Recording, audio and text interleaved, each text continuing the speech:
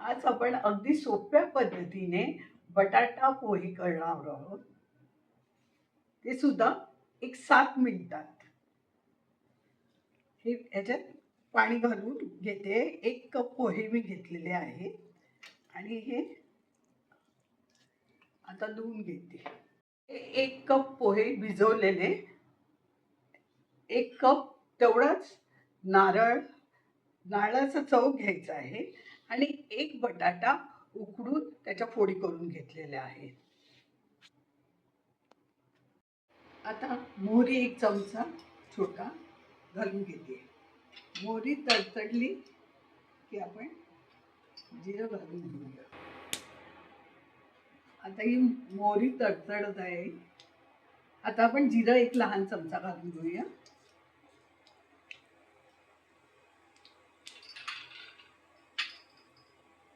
आता कढीपत्ता, कढीपत्ता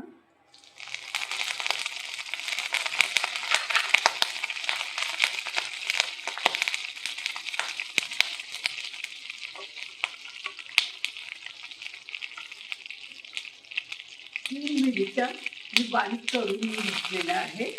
तर तुम्हाला आवडीप्रमाणे तिखट घाला. हे घाला. आता लगेच ह्याच्यात मी हिंग घालते, 1 छोटा चमचा. मीठ घालते 1 चमचा.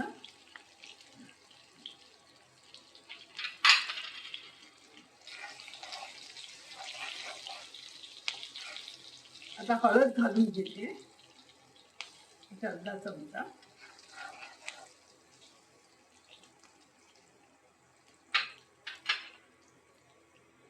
आता उकडलेले बटाटे घालून घेऊया.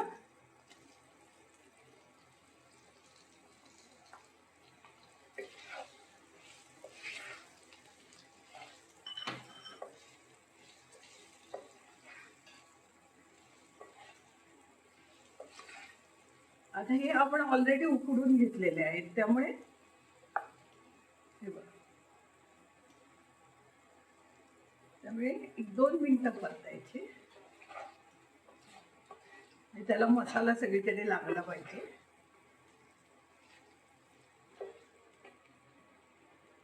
आता साखर पण घालून घेते, 1 अर्धा चमचा.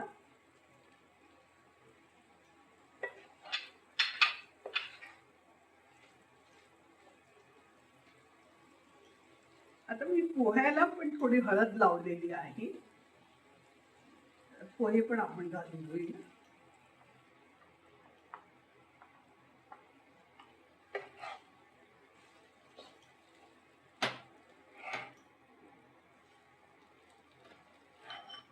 हे बघा किती पटकन झालं.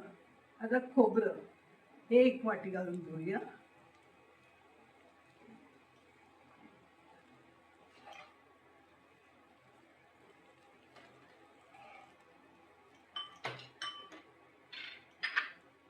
आता अर्ध्या लिंबाचा रस घालून घेते.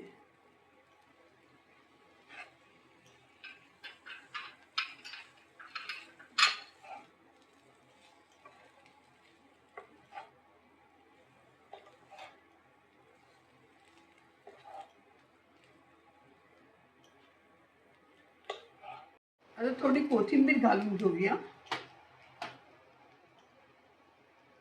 आणि हे मी तळलेले शेंगदाणे आहे, ते आपल्या आवडीनुसार, जर आवडत असतील तर घाला, नाही घातलेत तरी चालेल. आता या पोह्याला आपण चांगली 5 मिनिटं वाफ देऊया.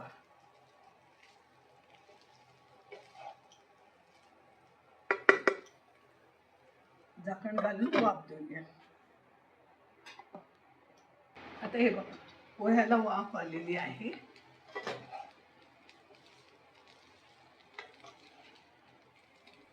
याला सात्विक पोहे असं म्हणतात.